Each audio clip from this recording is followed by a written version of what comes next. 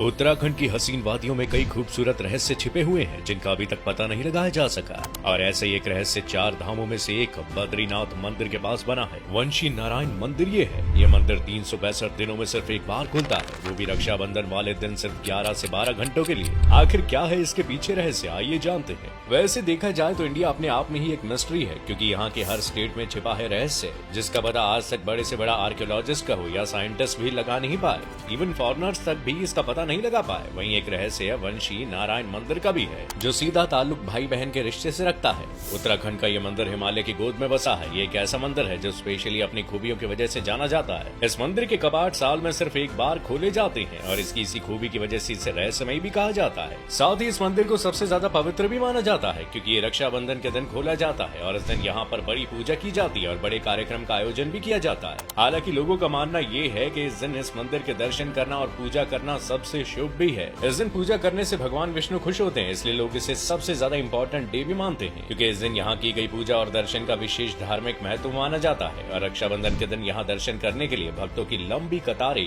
और भारी भीड़ देखने को मिलती है। ये मंदिर समुद्र तल से लगभग 12,000 से भी ज्यादा फीट की ऊंचाई पर बना है, जो कि उत्तराखंड की चमोली जिले में है। वैसे तो ये मंदिर नारायण भगवान का है, लेकिन इनके साथ भगवान शिव की भी मूर्ति है और दोनों ही देवताओं की प्रतिमा एक साथ बनी हुई है। इस मंदिर को भी वंशी नारायण और बंशी नारायण दोनों ही नामों से जाना जाता है। अगर मंदिर के अंदर की ऊंचाई की बात करें तो ये केवल 10 फीट ही है और यहाँ के पुजारी हर साल यहाँ खास पूजा भी रखते हैं, जिसमें ज्यादा से ज्यादा तादाद में लोग शामिल होते हैं और सिर्फ पूरे देश से ही नहीं बल्कि दुनिया भर से यहाँ लोग आते हैं। मंदिर के पास ही एक भालू की गुफा भी देखने को मिलेगी, जिसमें भक्त प्रसाद बनाने का काम करते हैं और रक्षाबंधन वाले दिन यहाँ लोग अपने घर से मक्खन लेकर भी आते हैं, जिसे प्रसाद में मिलाकर भगवान को चढ़ाया जाता है। अगर आप देखोगे तो मंदिर के आसपास कोई घर या लोगों की बस्ती नहीं है और मंदिर सिर्फ सुंदर प्रकृति से घिरा हुआ है। मंदिर के आसपास सिर्फ हरियाली ही देखने को मिलेगी और साथ ही सुंदर पहाड़ों के नजारे भी देखने को मिलेंगे। मंदिर तक पहुंचने का रास्ता आसान भी नहीं है। वहां तक पहुंचने के लिए घने ओक के जंगलों के बीच से होकर जाना पड़ता है और माना जाता है कि मंदिर लगभग 6 से 8वीं शताब्दी के आसपास बना था। यहाँ एक और मान्यता ये है कि रक्षाबंधन के दिन बंशी नारायण मंदिर में जो भी बहनें अपने भाइयों को राखी बांधती है, उन्हें जीवन में सुख, समृद्धि और सफलता मिलती है और साथ ही भगवान का आशीर्वाद भी प्राप्त होता है। साथ ही भाइयों के ऊपर से सभी कष्ट हट जाते हैं और संकटों से छुटकारा मिलता है। इसलिए रक्षाबंधन के दिन यहाँ इतनी भीड़ देखने को भी मिलती है।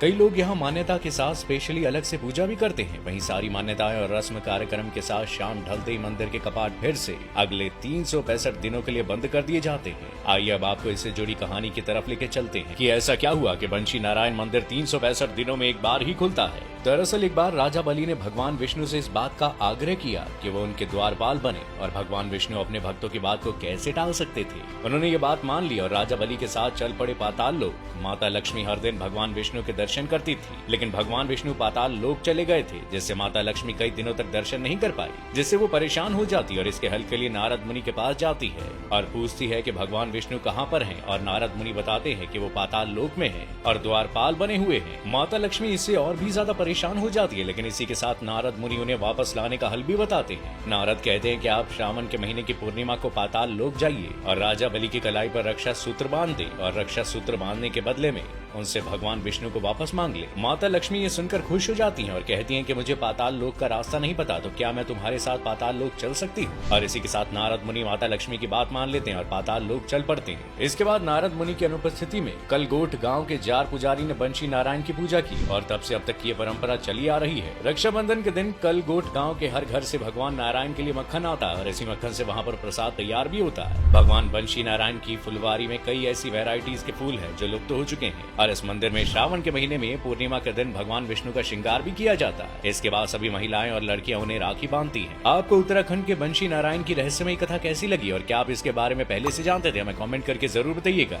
वीडियो को लाइक शेयर करें और ऐसी रहस्यों को जानने के लिए डू फॉलो फैक्टिफाई।